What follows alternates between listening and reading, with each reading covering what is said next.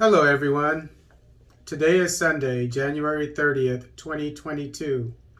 Tea and coffee exports earned Kenya $1.32 billion. Excuse me. This article is taken from the East African.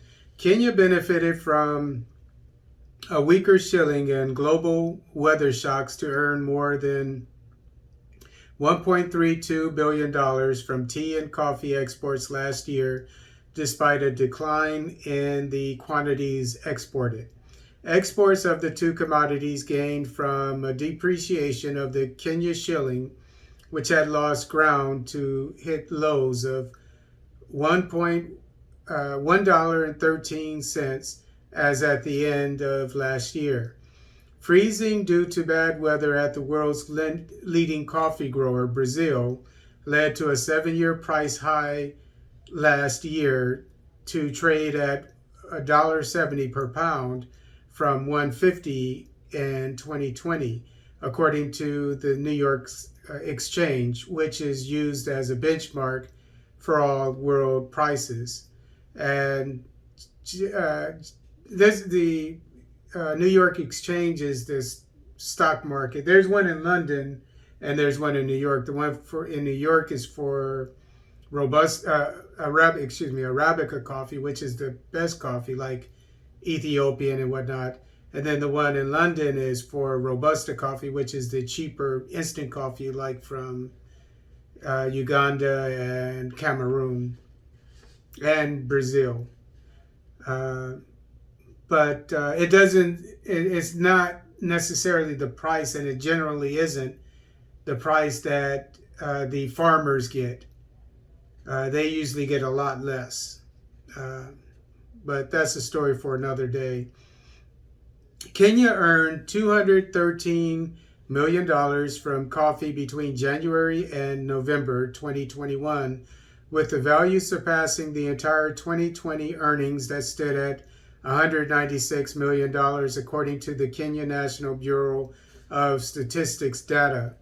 During the 2021 trading period, Kenya's coffee prices ranged from $4 to $6.30, up from $2.50 to $5.90 in 2020.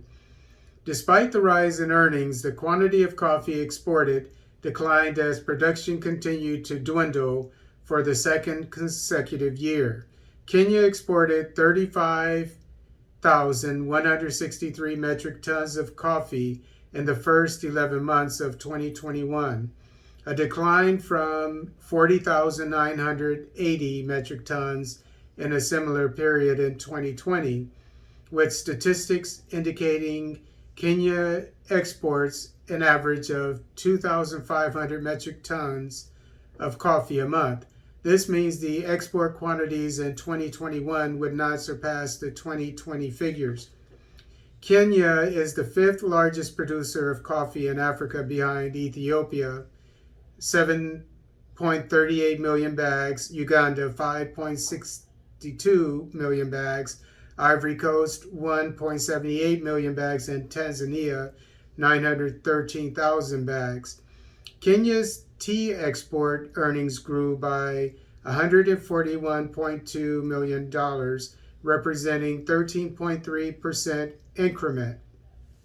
The Tea Board of Kenya puts earnings at $1.2 billion last year when compared with $1.06 billion in 2020, with total export volumes standing at 558 million kilograms last year against 518 million kilograms in 2020. Earnings from local tea consumption declined to $168 million against $177 million realized a year earlier. This year, the Mombasa tea auction has seen an increase in prices compared to last year. And what I want to say about the Kenyan coffee market from last year, that the coffee farmers, if they received the price that we see here, and I believe they did, because in East Africa, I don't know about all East African countries, but I believe in Ethiopia, and I'm quite sure in Kenya, and perhaps in Rwanda and Burundi, but I'm not sure about those two countries. And then you have Tanzania. I'm pretty sure in Tanzania as well. Unlike in Latin America, where you have so many predators, so many middlemen, etc., the government doesn't care. The governments of East Africa, fortunately, care about their coffee farmers, and Kenya is among them. Um, so it's saying here that they earned, the calculation I did was they earned about $2.70 per pound. Um, so this is probably because Kenya produces premium coffee. Unlike Brazil, a lot of the coffee from Brazil or even Colombia is not top grade, whereas in Kenya is a very good grade, like in Ethiopia. But Ethiopia recently only made $1.80 per pound, which was great for their farmers if they earned all of it, and I believe they did. Um, but for Kenya to earn, the farmers to earn $2.70 per pound, that is miraculous. We should be applauding for them. And I hope that is the case, because if it's the case, they are doing quite well this year.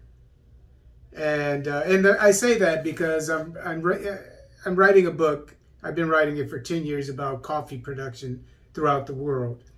And I came up with the benchmark price for global coffee everywhere that would be beneficial to everyone, but mainly to the farmers, because they've been cheated all these years, of $2 per pound.